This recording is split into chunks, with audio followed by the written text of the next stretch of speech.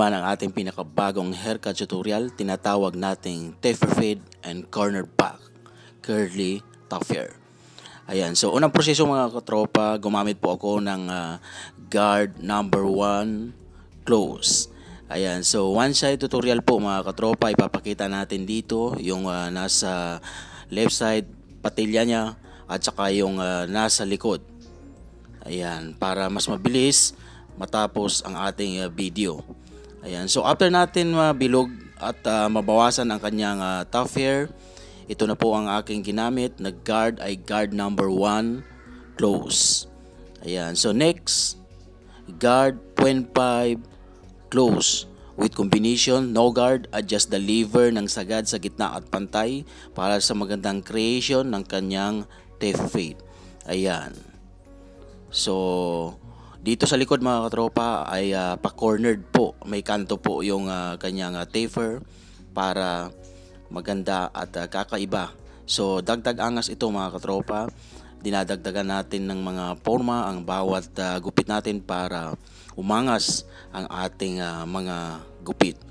Ayan. So tuloy-tuloy lang po yung paggamit natin ng 0.5 guard close, tapos yung combination natin na adjust natin yung lever ng sagad, gitna at pantay. Ayan, pagkatapos natin gamitin yung 0.5 guard na yon, tanggalin natin yon. Tapos yung tinatawag nating combination na no guard, adjust the lever ng sagad sa gitna at pantay. Ayun po. So next mga katropa, clipper over comb. Ayan, itrim natin yung nasa taas ng dinaanan ng ating guard number 1 para tanggalin yung kanto para maganda na po ito tignan. So diskarte lang po mga katropa dahil kulot. Kumbaga hindi po straight yung kanyang buhok, kaya madiskarte po ang ating pag-trim sabay yung ating paggamit ng guard 0.5 guard, tapos yung combination natin at sabay clipper over comb trim. Ayan, para maganda tingnan agad-agad yung transition.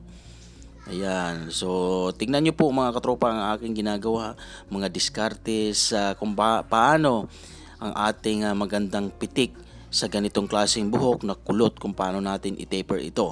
So tuloy-tuloy lang po sa panood mga katropa, panoorin nyo po yung ating bawat pitik, kung paano natin i-trim yan gamit ang clipper over comb. So madiskarte dahil basta kulot ay madiskarting gupit yan mga katropa. Ayan. So dito banda sa kanyang likod ay pa-cornered po. Tingnan nyo po kung paano natin tirahin yan ng pa-cornered. Ayan. So pitik-pitik lang mga katropa para magawa natin na maayos ang kanyang gupit. So ayan. Sabay gamit. Pagkatapos natin mag-clipper over comb, sabay ating 0.5 guard close. Tapos yung combination natin para maganda po ang kalalabasan ng kanyang corner back. Ayan, clipper over comb, tapos yung 0.5 guard, and then yung combination natin para dire-diretso po yung ikot ng ating gawa. Bawat ikot may matatapos at hindi pabalik-balik. Ayan, kung may babalikan man ay konting ayos na lang po yun. So nakikita nyo mga katropa dito sa left side ng kumbaga nasa taas ng kanyang tainga, medyo dark dyan dahil medyo malalim at buo. So konting bawas-bawas mamaya dyan para mag-blend. Ganun po ang mga buhok na kulot. Ayan, so diskarte lang. So panoorin hanggang matapos mga katropa, kahit papano dagdag kaalaman para sa mga nag-aaral gumupit. Ayan.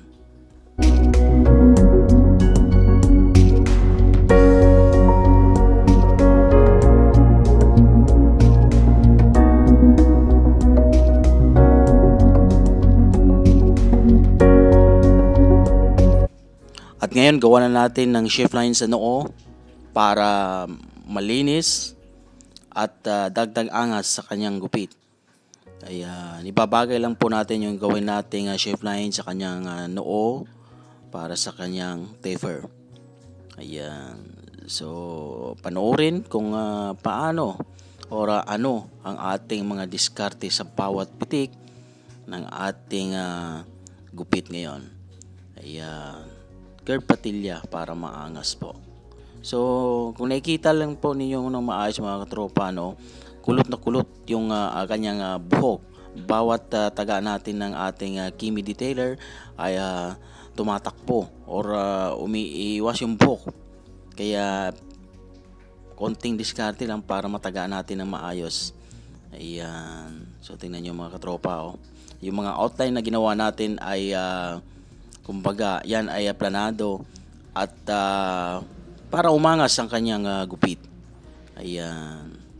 So, one-side tutorial lang po mga katropa. Ganun pa man, kung hindi natin nakita yung sa kabila, ay ganun pa rin ang gawa natin dito sa left side, ay ganun pa rin dun sa right side. Para mapaikli natin yung video. Ayan, ang pinakita natin dito, left side patilya at ang kanyang likod. Kung paano natin ito ginawa.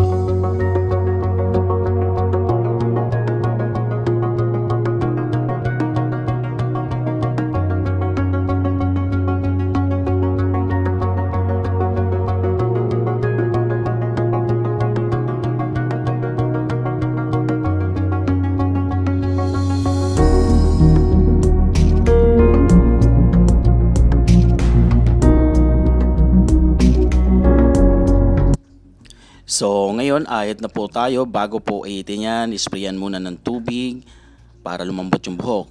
Laging tandaan mga katropa, gumamit ng bagong blade para matalas at perfect line. Ayan, sundan lang po natin yung ginawa natin pattern para hindi ma-damage at hindi maligaw sa ating inaahit dahil abang na ang kanyang yung ginawa natin pattern. Ayitin po natin ng pulido para malinis na malinis tignan, angas tignan ang kanyang gupit. Ayan. Kailangan magaan ang kamay para hindi magkanta sugat ang kanyang balat. Ayan. So, be careful po sa pag-ahit para kinis na kinis ang kanyang gupit. Ayan.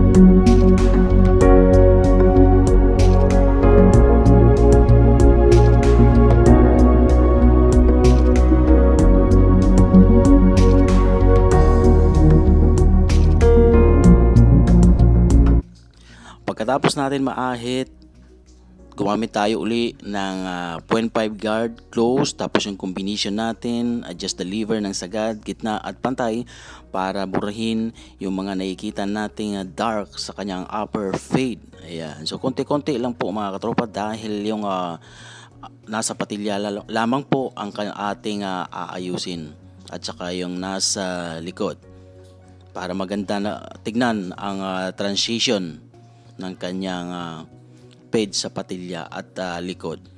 Ayan. So, tingnan nyo mga katropa, naayos natin ngayon. Kahit kulot, ay naayos natin na maayos yan. Ayan. So, diskarte lamang po mga katropa. Diskarte po sa bawat pitik para gumanda at umayos ang kanyang gupit. Ayan. So, panoorin lamang po ang ating ginagawa mga katropa.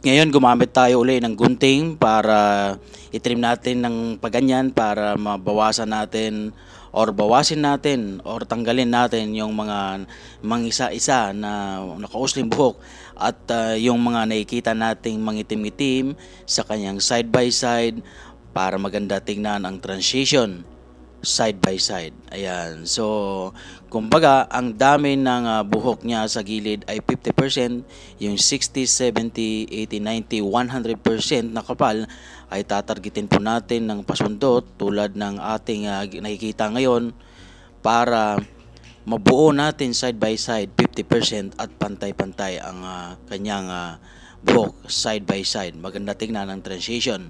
So, nakikita nyo mga katropa, kahit gawin nating 50% ay mayroon pa rin nakikita na medyo dark dahil yun po ay hindi na pwede lubusin ng bawasan dahil yun po ay napaka deep part o kumbaga malalim po ang parte na yon, kaya hindi po pwedeng bawasan ng todo dahil butas po ang mangyayari. So konting bawas lang po yon, gawin nating 70% kumbaga para hindi malayo sa 50%. Pero kung tuwid ang kanyang buhok ay pwede nating gawing 50% paikot dahil maganda po ang hugis ng kanyang ulo.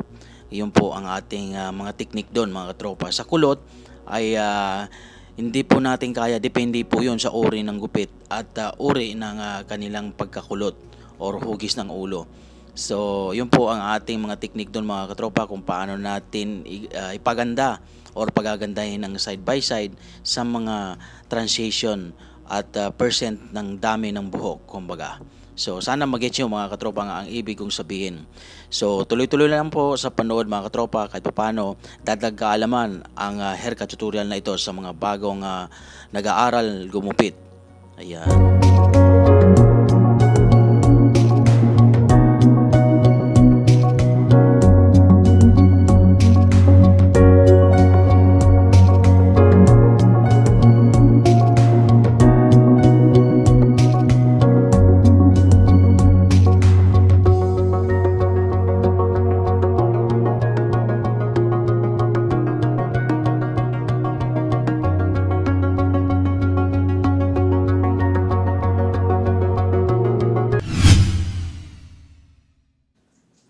So, ayan, papatapos na po ang ating haircut tutorial ngayon. Panoorin nyo po hanggang matapos dahil para makita nyo ng buong buo ang ating gupit ngayon.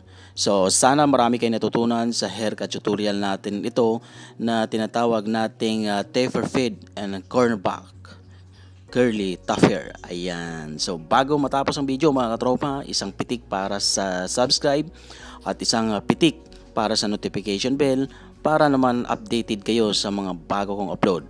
Ayan, so muli ako po ay nag-iiwan sa inyo ng maraming salamat po mga katropa.